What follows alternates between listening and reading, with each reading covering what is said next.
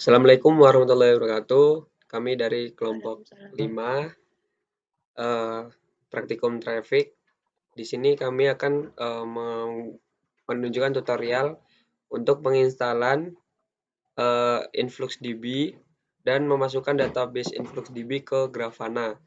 Nah, di sini akan dijelaskan pengertian dari Grafana dan InfluxDB oleh Nanda. Eh, Mohon maaf sebelumnya, Baik, bentar Nda. Eh, per- siap-siap. Kami kelompok 5 yang beranggotakan saya sendiri Roman Prasetyo. Oh iya, Saya Audianto Putra Malangin Susilo. saya Nanda Rizky Apriliani.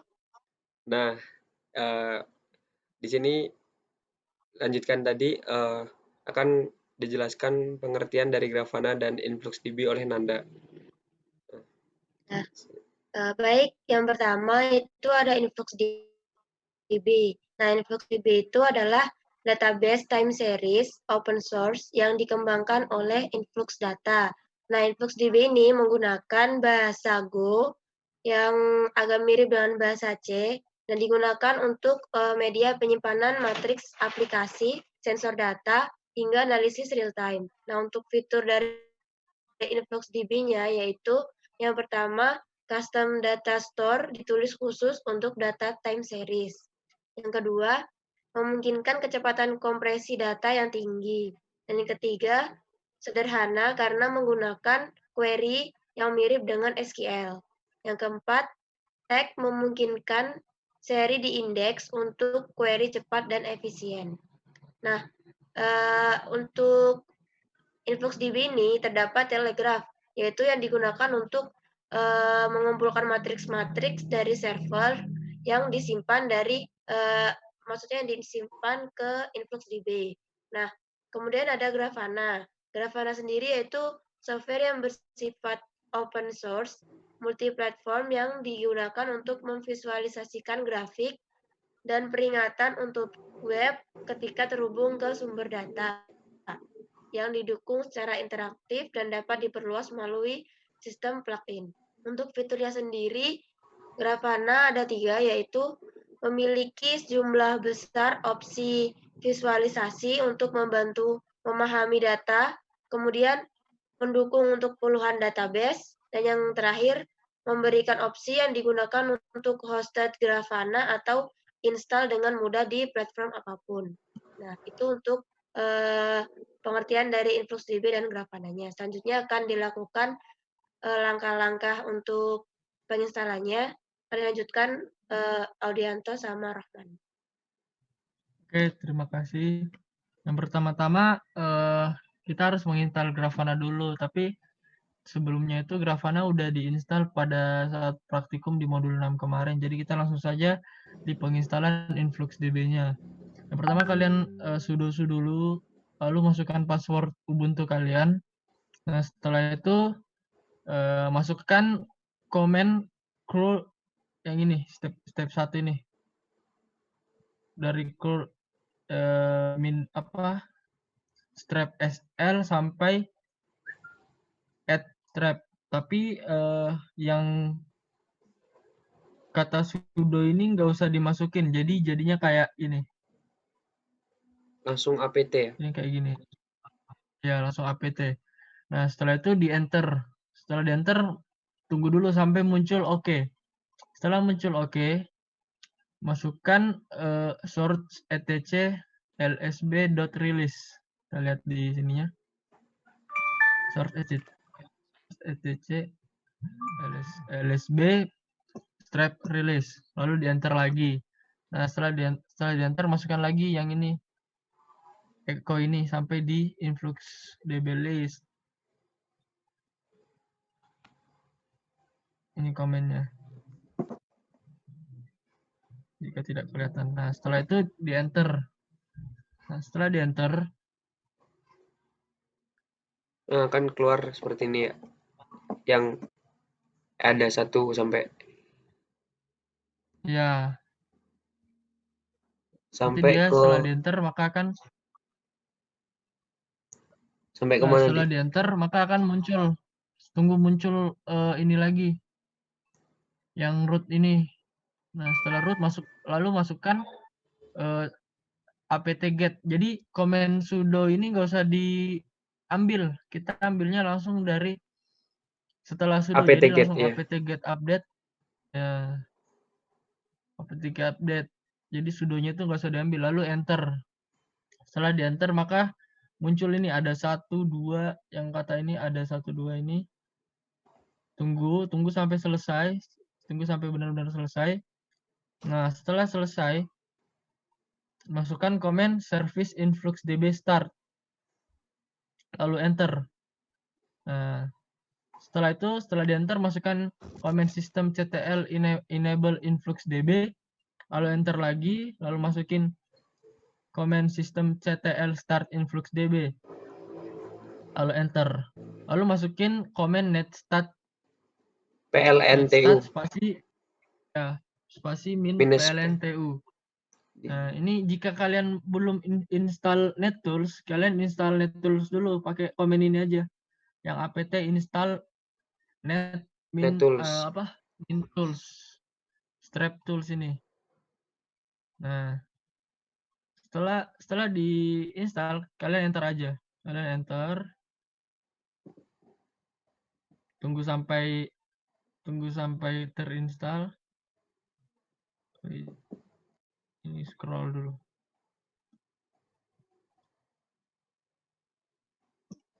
Tunggu sampai terinstall. Nah, tunggu sampai terinstall lalu jalankan lagi netstat.plntu yang tadi. Nah, maka setelah dijalankan komen tersebut maka muncul seperti ini. Seperti ini. Setelah muncul seperti itu, masukkan komen influx. Tunggu ya.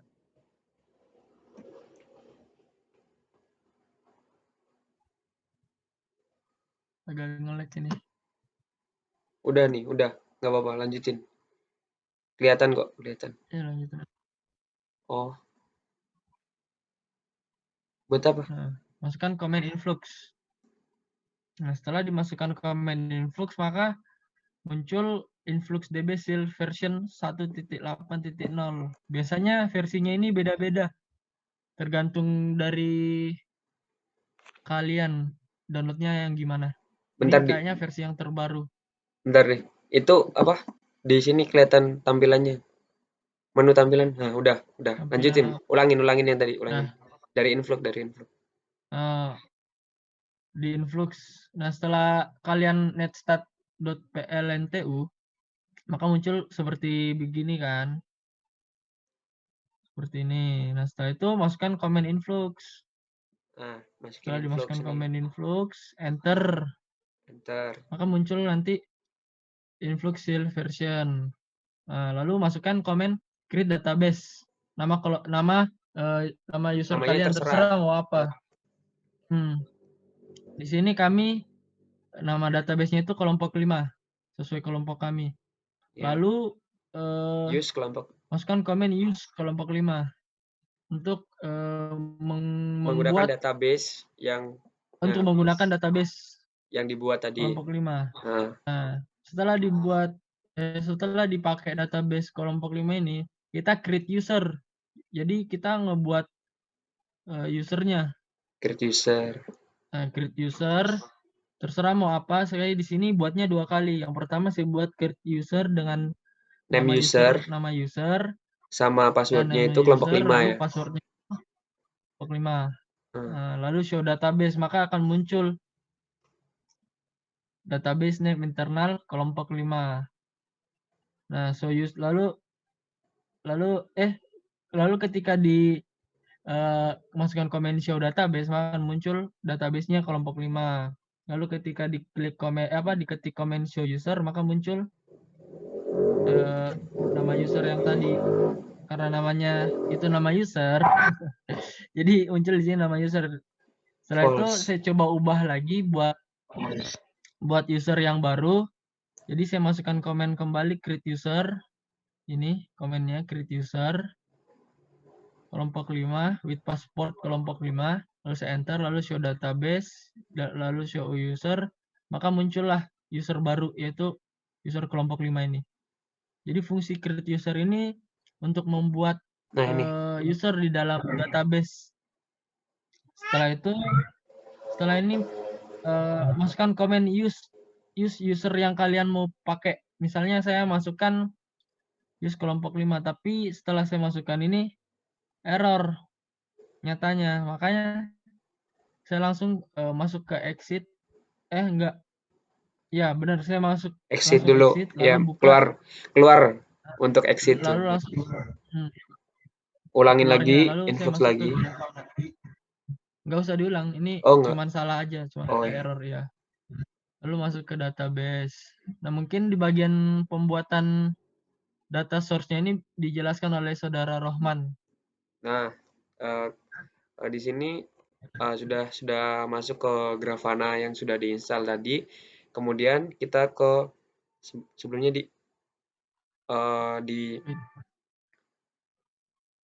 Atau config di sini. kelihatan. Nah, di konfigurasi ini kita ke data source.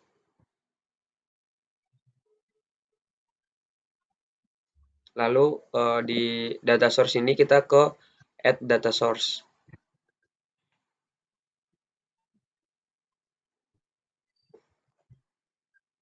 Oke, kemudian di sini di data source itu udah ada InfluxDB, jadi tinggal pilih aja, select.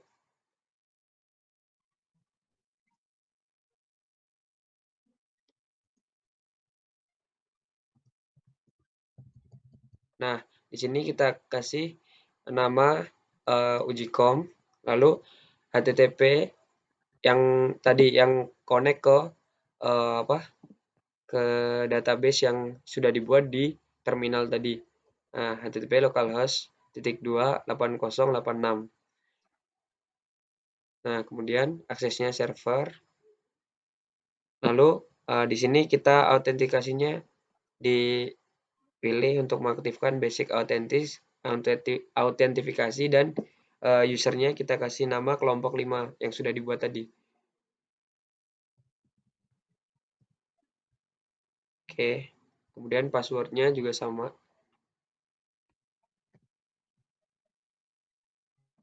Lalu database-nya kita kasih juga nama kelompok 5 juga ya. Kelompok 5. Usernya kelompok 5 juga.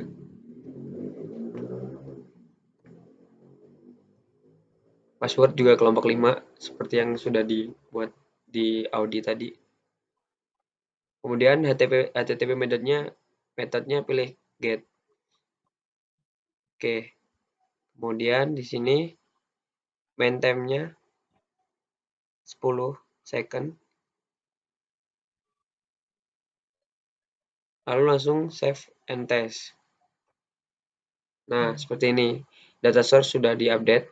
Kemudian ke konfigurasi lagi. Tunggu, agak nge-lag. Nah, di create dashboard. Lalu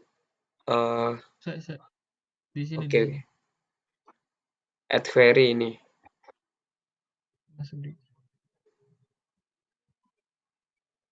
Nah, di add query ini kita pilih database yang sudah dibuat tadi, yaitu GCOM tadi.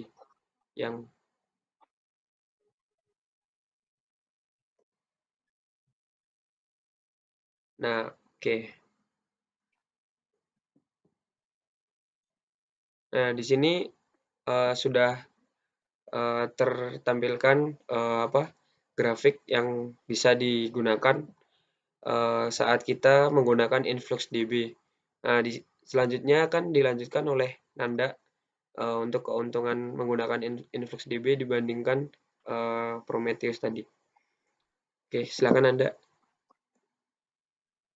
Nah, untuk kelebihan dari InfluxDB sendiri itu yang pertama dia memiliki resolusi pengolahan data sampai tingkat ketelitian nanosecond. Nah, yang kedua InfluxDB ini mendukung untuk tipe data float 64, int64, bold, dan string. Yang ketiga itu ada InfluxDB itu lebih baik dalam pemrosesan data, yaitu pada penulisan data dilakukan sehabis mendapat respon sukses pengiriman data kepada klien, sehingga dia tidak membutuhkan delay yang lama. Nah, berbeda kalau di Prometheus dia memiliki delay sekitar 5 menit, ya 5 menitan untuk yang Prometheus. Kemudian yang keempat, untuk labeling data pada InfluxDB, dia lebih expert untuk membuat manajerial data yang lebih kompleks dan terkategori. Nah, itu untuk kelebihannya. Nah, Kembali lagi ke Rohman. Oke, sekian tutorial dari kelompok kami. Apabila ada kurang lebihnya kami mohon maaf. Kami tutup. Wassalamualaikum warahmatullahi wabarakatuh. Waalaikumsalam.